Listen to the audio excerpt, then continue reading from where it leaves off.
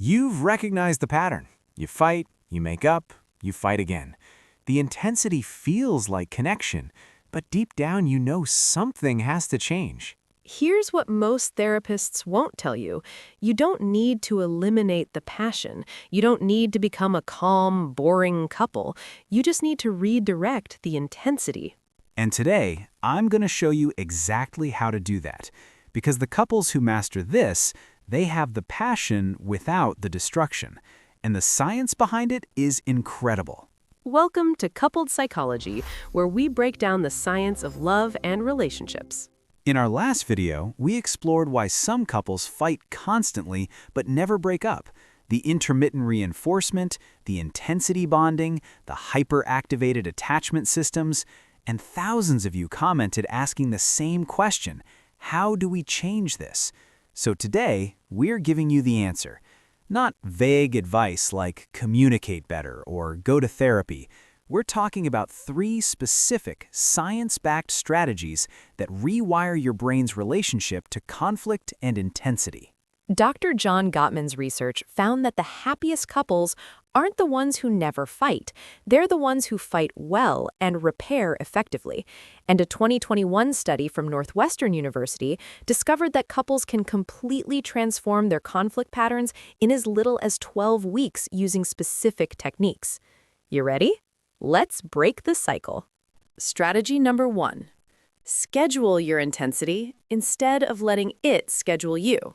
This sounds counterintuitive, but stay with me. Your brain is addicted to emotional peaks. That's the dopamine hit from the fight-makeup cycle we talked about. But here's the thing. Your brain doesn't care how it gets that intensity. It just needs it. So instead of waiting for conflict to create intensity, you're going to create intensity intentionally. Psychologists call this planned passion or structured intensity, and the research is fascinating. A study from the University of Denver found that couples who scheduled weekly State of the Union conversations, where they deliberately discussed difficult topics in a controlled setting, reduced spontaneous fights by 63%. 63%! Think about that. Here's how it works. You pick one time per week, same day, same time, 90 minutes. You sit down and you bring everything. The frustrations, the resentments, the things you've been holding back. But you do it with ground rules. Ground rule 1, no contempt. You can be angry, you can be hurt, but you cannot attack their character. Ground rule 2, take turns. Each person gets uninterrupted time to speak. Ground rule 3, the goal isn't to win, it's to understand. What happens in your brain during this process is remarkable.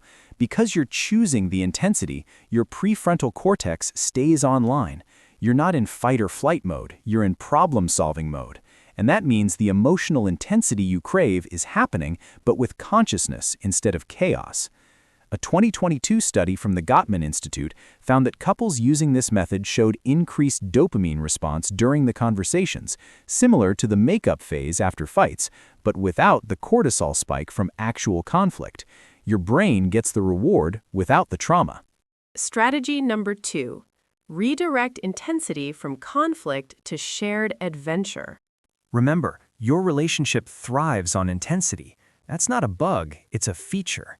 The problem is you've been getting that intensity through fighting. But intensity has many sources, and some of them are actually good for you.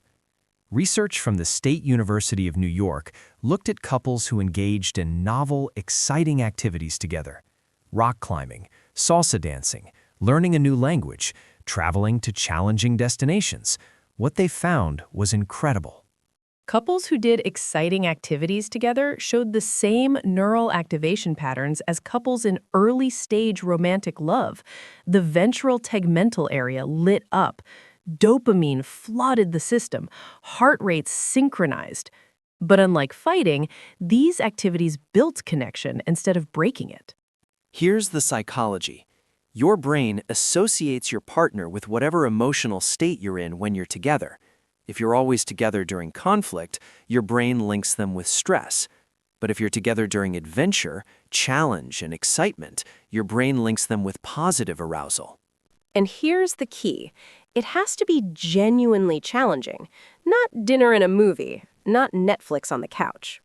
Exactly. Your brain needs real novelty and real difficulty. A study from the University of Texas found that couples who took dance classes together, which requires coordination, learning, and mild stress, showed decreased conflict frequency and increased relationship satisfaction after just 8 weeks. The magic number? 3 novel, moderately challenging activities per month. That's 1 per week with 1 week off.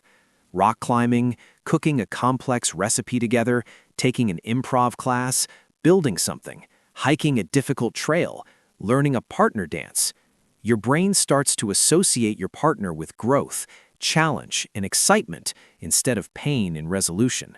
You're literally rewiring the neural pathways. Strategy number 3, master the art of micro repairs.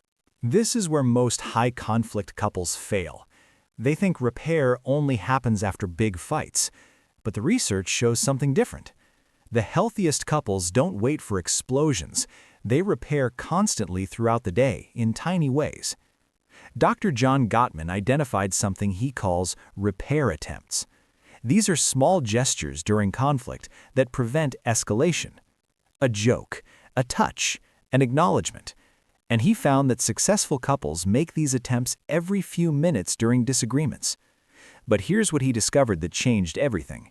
The ratio matters more than the frequency. In stable, happy relationships, the ratio of positive to negative interactions is 5-to-1. 5 positive moments for every negative one. In relationships heading for divorce, it drops to 0.8-to-1. So you're going to practice micro repairs throughout the day, not just during fights. A study from the University of California, Berkeley, found that couples who performed at least 6 small positive gestures per day, things like, "Thank you," "I appreciate you," "That's helpful," "You look nice," showed dramatically lower stress hormones during conflicts when they did occur. Here's your daily practice. Morning, 1 genuine compliment or appreciation. Midday, 1 check-in text or call that's not logistical. Evening, 1 moment of physical affection that's not sexual. Just a hug, a kiss, holding hands for 30 seconds. And during conflict, practice the repair attempts. When you feel escalation starting, you say something to break the pattern. Exactly. "I'm getting heated. Can we take 5 minutes?" Or, "You're right about that part." Or even, "I love you even when we're fighting." These small interruptions give the brain a chance to reset. The Northwestern study I mentioned earlier found that couples who practiced daily micro repairs for 12 weeks showed complete transformation of their conflict patterns.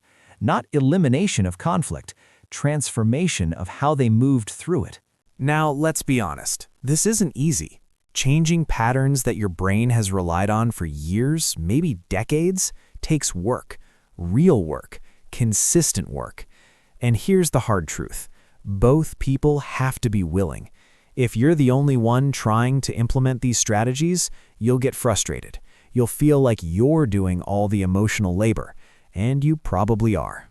So before you start, you need to have a conversation. Not during a fight, not when you're frustrated. A calm conversation where you say, "I want to change how we do conflict. Are you willing to try with me?" If they say yes, great. Start with strategy 1. Schedule your first State of the Union. If they say no, or if they say yes but never follow through, that's important information.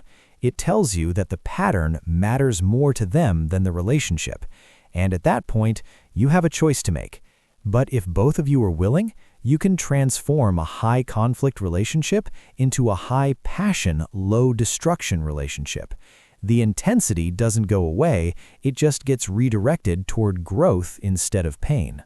If you're ready to break the cycle, if you're tired of the fight-makeup addiction, if you want passion without destruction, these 3 strategies are your roadmap. Schedule your intensity, redirect to adventure, practice micro repairs. It won't be perfect, you'll still have fights, but they'll be different. They'll be productive. They'll bring you closer instead of tearing you apart. Subscribe to Coupled Psychology for more science-backed relationship strategies. And comment below, which strategy are you going to try first? 1, 2, or 3? Remember, Healthy relationships aren't calm, they're conscious. You deserve passion with purpose. See you next time.